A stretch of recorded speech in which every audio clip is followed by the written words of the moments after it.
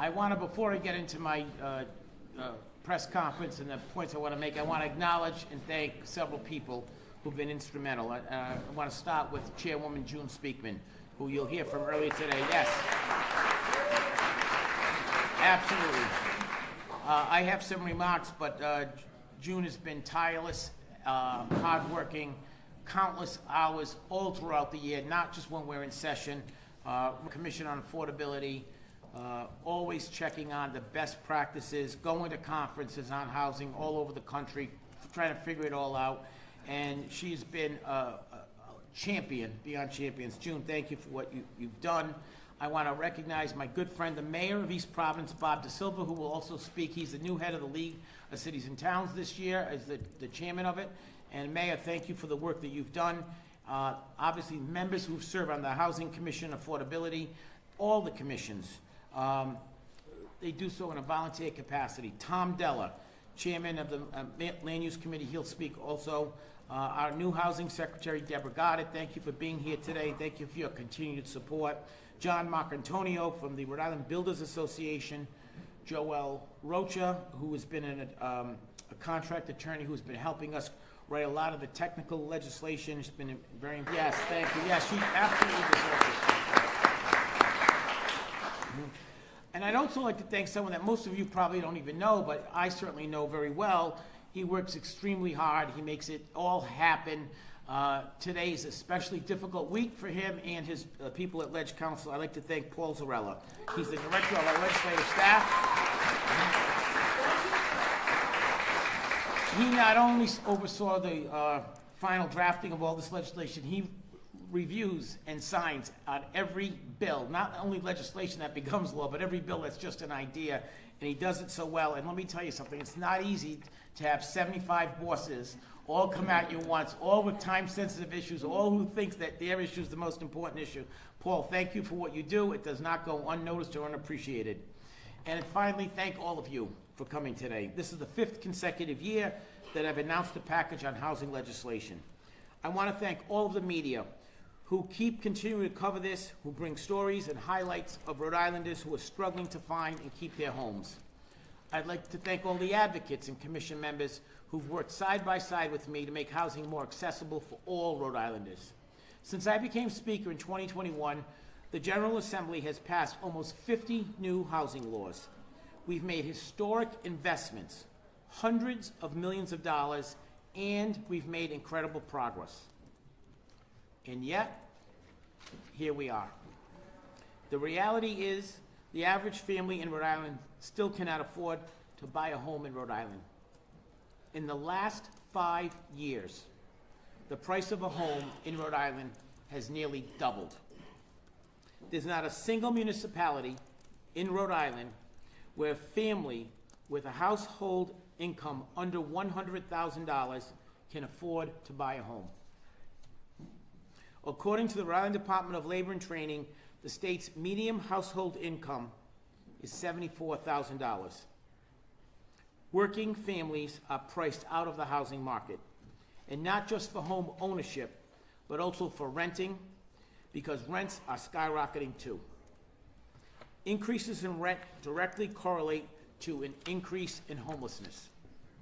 According to testimony from one of our commissions, the Landlord and Tenant Commission, which cited data from a government accountability report requested by HUD, a $100 increase in the median cost of rent is associated with a 9% increase in total homelessness and almost a 30% increase in unsheltered homelessness between communities. Dr. Molly Richard, PhD from Boston University's Center for Innovation and Social Science and Innovation on Cities, has also stated that in the last 5 years, homelessness in Rhode Island has doubled. Homelessness and our housing crisis are very much intertwined. When there is more demand than a market can accommodate, the price on the lower end of the economic spectrum, the people who are at that level, are priced out of the market. I'm thrilled that Echo Village, a community of 45 pallet shelters for individuals experiencing chronic homelessness, has finally opened. It was the first project of its kind in the state, and to get over the finish line, there were a lot of unexpected hurdles. For example, our building codes were not equipped to accommodate a development like Echo Village. There wasn't a category that fit emergency temporary shelter units. We learned from this. And I want to thank all the advocates who worked tirelessly and relentlessly, who were committed to getting it done. So that we can avoid some of the delays that we had at Echo Village, I introduced legislation to enable municipalities to make an emergency declaration under certain circumstances to allow construction of use of supportive and versatile emergency units, or SAVE units, on a temporary basis. This will be left better to each individual municipality to make that declaration. That legislation is not part of this housing package that I'm unveiling today. And to be clear, there will be other housing bills introduced later during the session. I will expect to introduce more housing legislation again next year. Some of the legislation that we're announcing today amends laws we've introduced in previous years. And honestly, I believe that's how the process should work. We should be responsive to feedback, open to change, with input from stakeholders in cities and towns, developers, and advocates. I've said all along that I don't have a monopoly on good ideas, and I'm so grateful to all the people who've stepped forward to help us address our housing issues today. The housing commissions are made up of an all-star lineup, some of the state's brightest and best, the top experts in their respective fields. And through their efforts, and when I say efforts, I mean volunteer efforts, we've heard from experts from around the country. Unfortunately, the housing shortage is not unique to Rhode Island. This is a national issue. However, there are local factors we can't address. Rhode Island's housing crisis was decades in the making, and it's going to take years of a sustained effort to address it. Prior to our recent efforts, the last piece of significant land use legislation passed in Rhode Island was in the early 1990s. Since then, too many communities have become more and more restrictive. We hear, and I especially hear, far too often, we don't want those people in our community. Well, I want to make clear, affordable housing is for working families. Those people are our first responders, our teachers, our nurses, our healthcare aides. Those people are many of the folks in this room today. Working families are the core of our communities, and workers should be able to live in the communities where they work. We're trying to make housing more affordable for them. I want to thank Randy Rossi from the Rhode Island League of Cities and Towns for being here today and for working with me on this effort. We're trying to make decisions at the State House that should be made at a local level, and we can't do it without local input. We don't make decisions at the State House which projects to approve. We don't say yes or no. We don't pick locations of where development should go. We leave that to the local level. Local communities still pick their own planning boards, their own zoning boards. They elect their own town council. Nothing we've done and nothing we're proposing to do will change that. Those decisions remain and should be made on a local level. We've had a law for more than 30 years that states that each community is supposed to do its part to come up with 10% of housing as affordable in their each respective communities. Some communities do it. They meet it, they exceed it, or they're exempt because they have more apartments than the code calls for, the law calls for, I should say. But some don't even want to try. And those communities are the communities we're trying to bring along. I'm not going to go through every piece of legislation in this package. We will have handouts and details to each member of the press and public who are here today. But I really want to give a shout out to a terrific intern, Sophie McKean, who helped put this day together in this package and the slides deck that you're all seeing on the teleprompters and the TVs behind me. I'd like to thank my colleagues in the House for sharing my commitment to housing. One of the strongest advocates we have in the House is a chair of our Housing Affordability Committee, Representative June Speakman. June, I'd like to invite you up to say a few words. Thank you very much.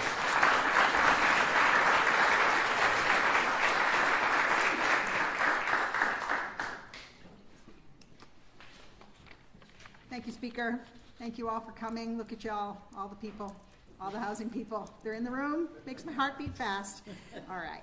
So here we are again, fitting more pieces of the puzzle into place. I used that puzzle metaphor a couple of years ago, and people seem to like it, and it seems apt today. Before I push the metaphor just a bit farther, let me say thank you, though, to many of the people that the Speaker already thanked. In particular, the Speaker himself. This could not be done without his leadership. Absolutely not. So thank you, Speaker, as always.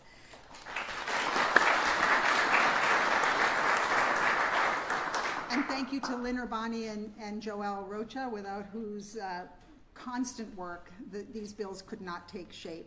Thank you to the commissioners, many of whom are in the room.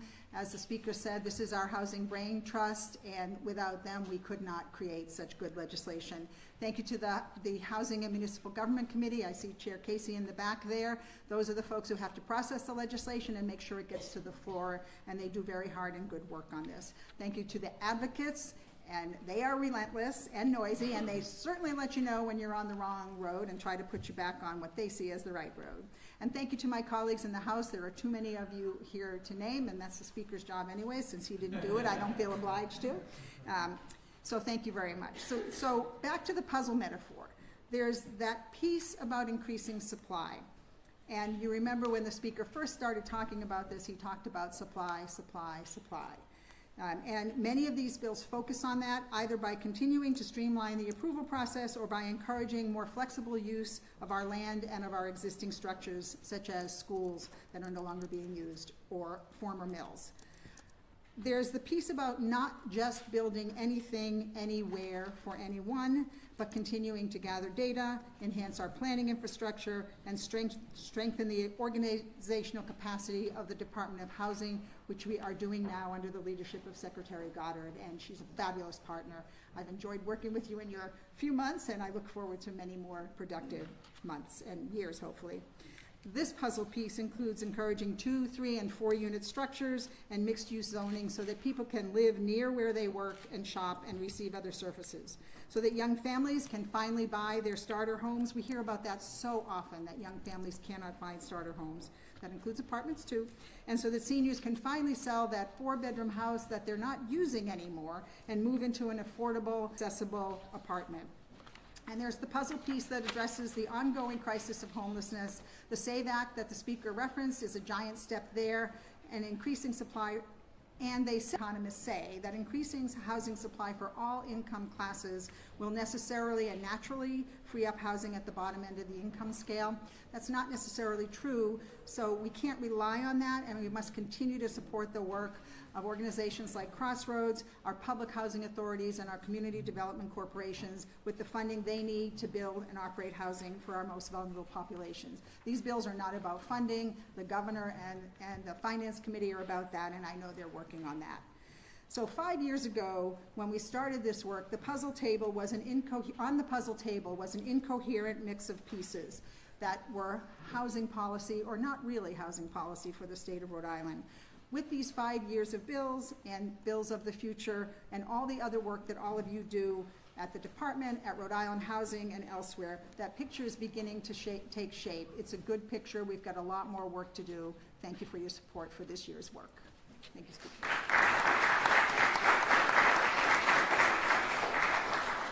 Thank you. Next, we'll hear from Tom Della, who's been a fixture in Rhode Island's planning community for decades. Tom has served as the municipal planner for multiple communities in our state. Tom has graciously contributed many, many hours of his time and expertise. He chairs our Land Use Commission, and he's also a member of the commission working to build a pipeline of planners. Ladies and gentlemen, Tom Della. Good afternoon. I'm sure you're not here to hear me, so I'll be brief. Several years back, the Speaker asked me to serve as chair of the Land Use Commission to start thinking about how we could improve our zoning and development laws so that housing could happen in this state. Little did I realize that 5 years later, we'd still be working on this, trying to figure out how to achieve our goal of more affordable housing in Rhode Island.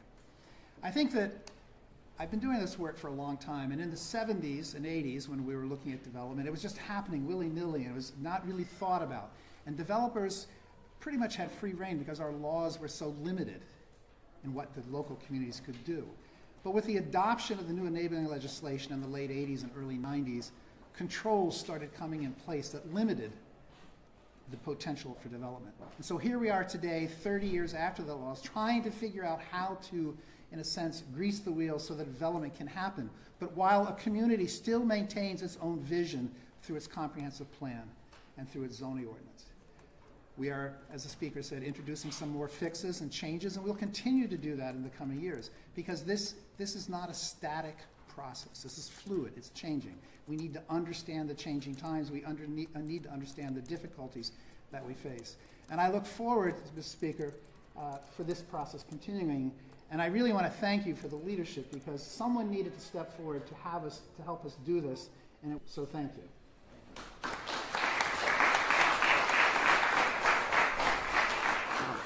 Thank you. The partnership with our municipalities is critical to making real change, and I want to recognize Randy Rossi, the new Executive Director of the Rhode Island League of Cities and Towns. Prior to heading up the league, Randy was the town manager in Smithfield and served in municipal government for over 20 years. Randy, there you are.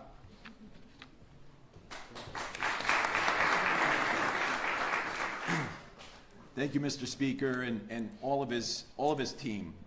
You know, this is impossible without Lynn and Nicole and Joelle, and the rest of the team as I break things up here.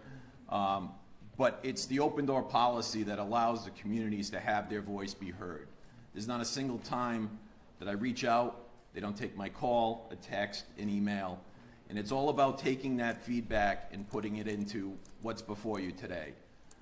It also took into account a lot of our priorities from the league. There's the exemption for the 4% cap, which will help incentivize and help fund the needs of the communities to offset the growth in their communities. So there'll be a lot more coming from that from the league. And also, too, making sure that the legislation is enabling to allow us the flexibility in our communities to be heard by the residents and implemented in the manner that it needs to be done for each of the unique communities that we have. So I thank the Speaker and the team, and I look forward to working with you through this package. Thank you.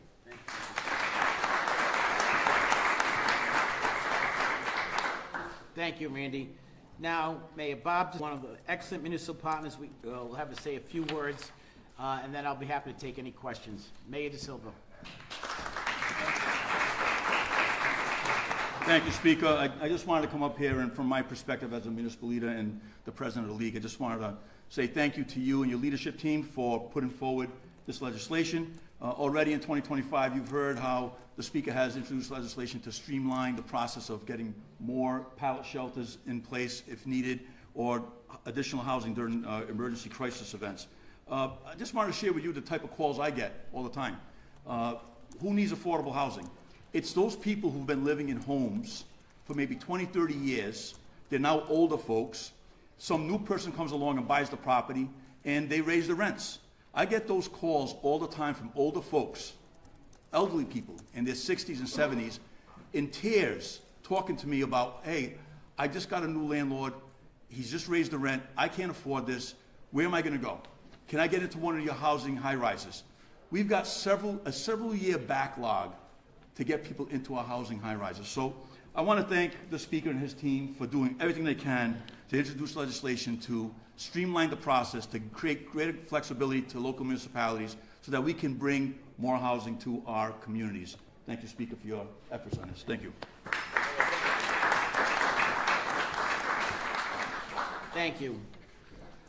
Today, I'm once again asking all of you to be partners in this effort. The best way to address the housing shortage is simply to increase production. And all the legislation that we've introduced has been to do that, and what we plan on passing and have passed, hopefully, is legislation that continues to increase production. I'd be happy to answer any questions from any of my good friends in the media. Patrick, you're always the first. Mr. Speaker, as you mentioned, you've been at this for 4 years, 4 different packages. That's now a fair amount of legislation and time having gone by.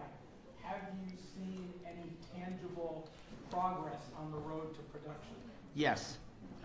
First of all, you can go to Rhode Island Housing. I think Amy Renone's here.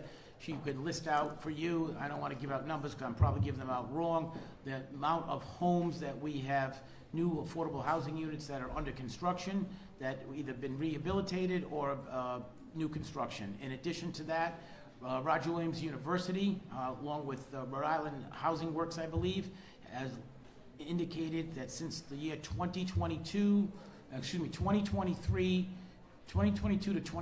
there's been a 70% increase in building permits in Rhode Island. That's significant.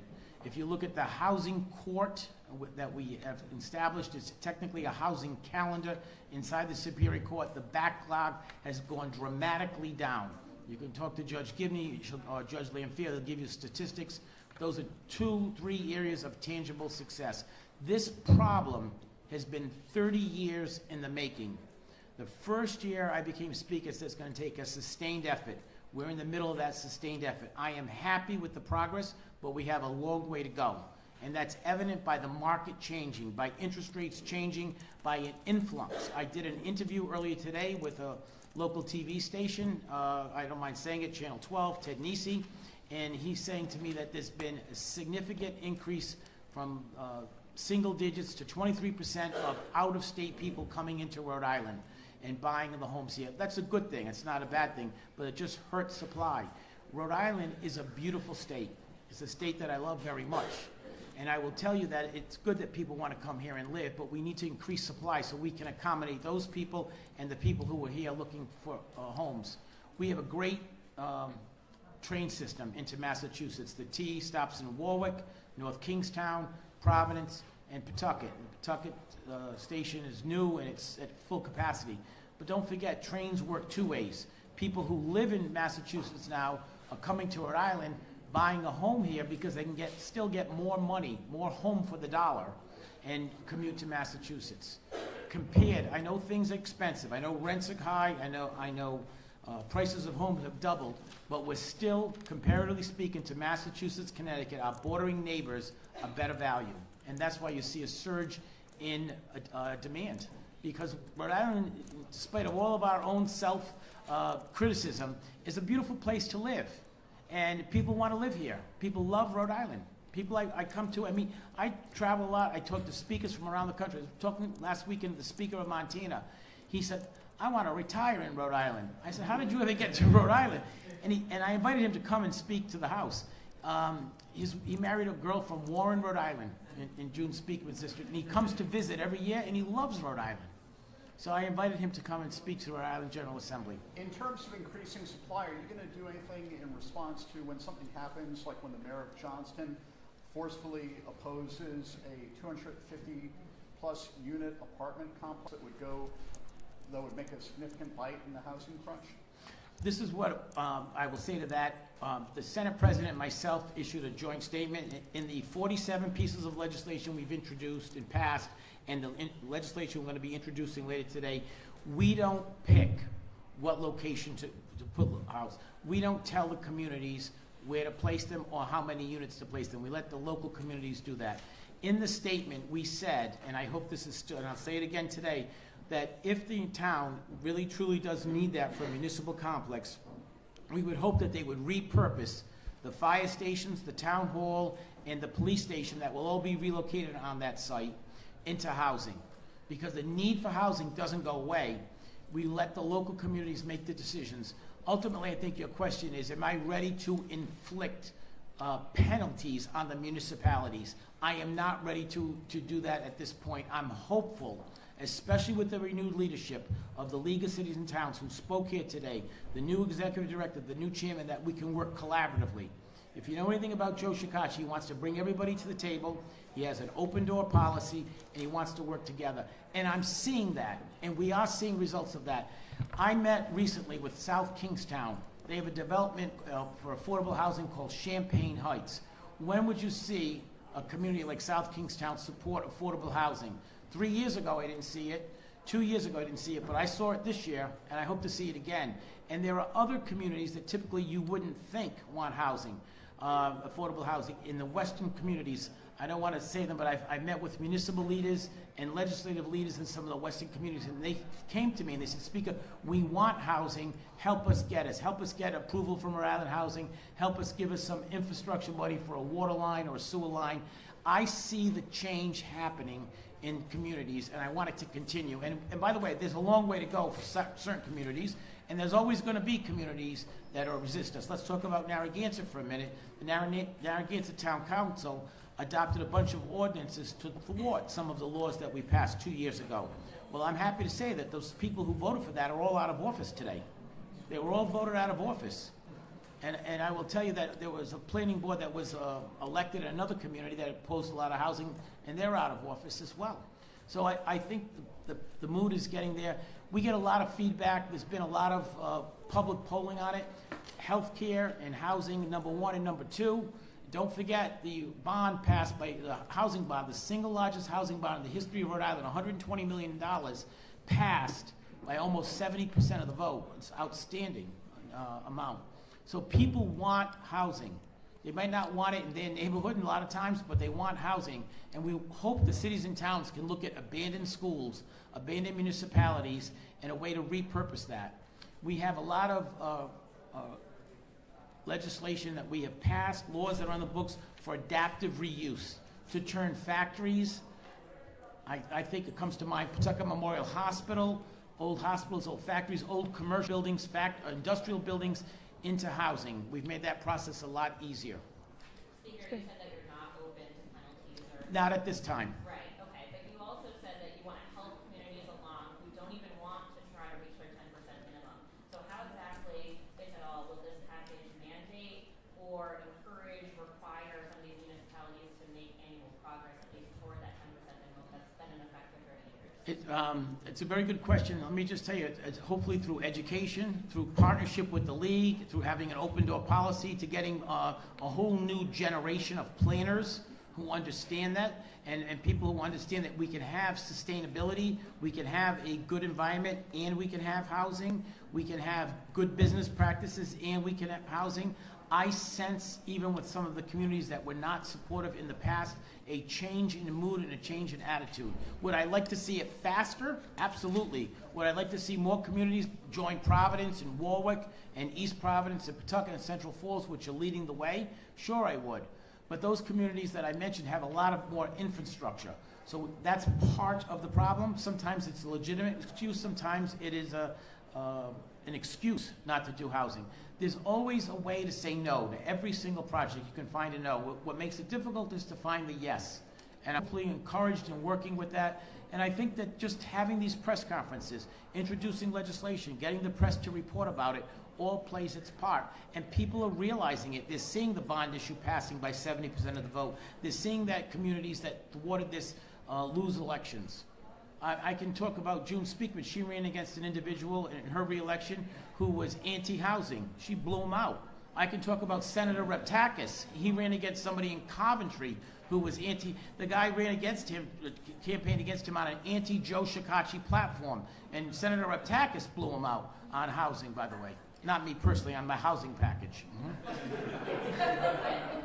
education, encouragement by the speaker and others not enough? When will a mandate or any type of penalty for some of these municipalities actually take place? Can we promise that in 2026, in 2027? Is that...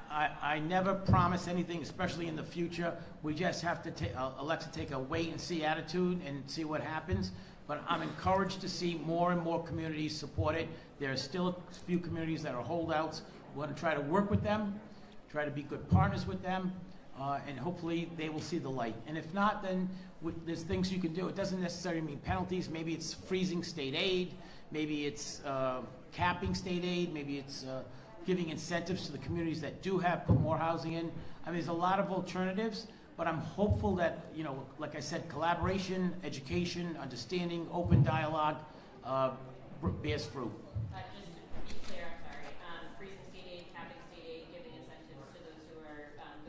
Yeah, and meeting it. That would not happen in 2025, correct? That's would correct. happen in the future. That, exactly. Nothing is in this package does that. Speaker, when you look at this package, is there any area you think will have the largest, most immediate impact on the state's housing crisis? I know you talk a lot about these things taking time, but for a lot of people at home, when they're looking at paying rent and they're looking at their bank accounts, hearing that there may be more housing in a couple years doesn't do much to reassure them now.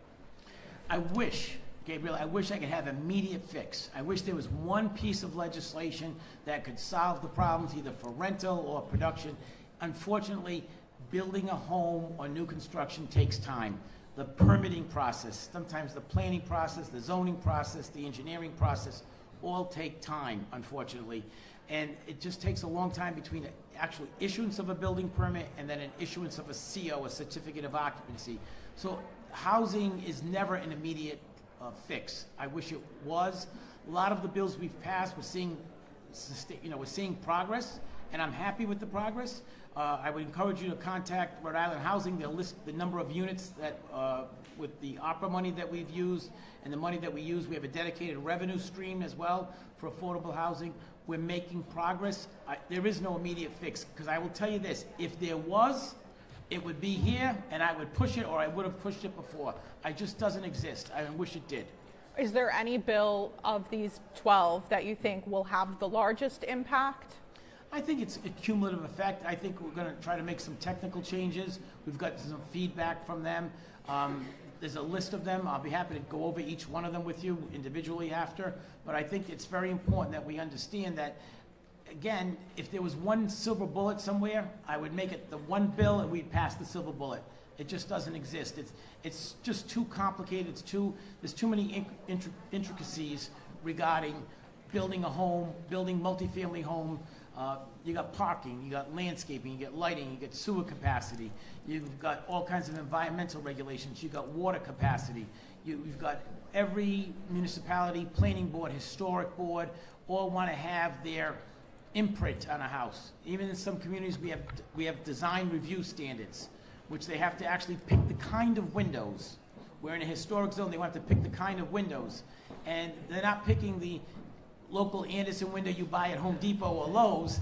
They're picking a very historic looking window that costs a lot of money. So all of that adds into that. And I'm sensitive to local communities want to preserve their character, but on the same token to those local communities, we have a crisis situation. When have you seen a Speaker of a House on any issue dedicate 4 years of legislative agenda to a single issue? I've been around a long time, I can't remember that ever, but it just goes to show you the magnitude of the problem that we have here. And it's in every city problem. It's not a red town or a blue town. Look, this is an issue that cuts across the country. I was with speakers from around the country, and they met with not Governor President Trump, that met with President Biden. The Governors Association, it was the #1 issue for all 50 governors. It's housing. It's housing in Mexico, Montana, Massachusetts, Rhode Island. It's a problem everywhere, and we have to address it. One more question. Anybody have a question? If not, I will say thank you very much. I appreciate all your questions. And thank